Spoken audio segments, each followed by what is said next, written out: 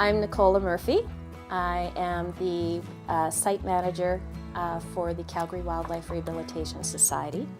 We are a veterinary-based wildlife hospital. We take in injured and orphaned wildlife and do our best to get those animals that have come in injured out as best we can and get them released. So this is Oberon. He's a great horned owl. Oberon was brought to us several years ago. He was hit by a truck and unfortunately lost part of his wing when he was hit. But he was young and such a well-natured bird that we decided to use him in our education program. Red is a RedTail Hawk. We use her for fostering. She had an injury to her wing and she has a partial amputation. Any of the baby Swainson hawks, RedTail hawks, she fosters them. She does an amazing job. She's beautiful. She's absolutely beautiful. So he is a juvenile bald eagle.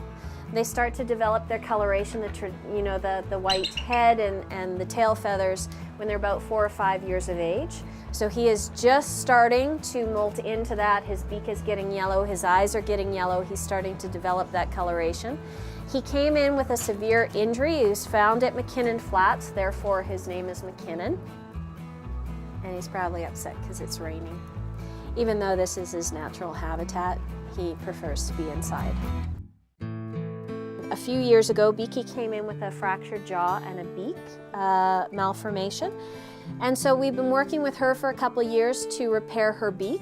Aurora came in 2007. She had a ruptured patagium, and that's the tendon that runs from the shoulder to the wrist. And unfortunately, even though her bones were not fractured, the damage to that tendon is very critical. It allows them to bank and turn properly. So she can get some flight, but she cannot get complete flight.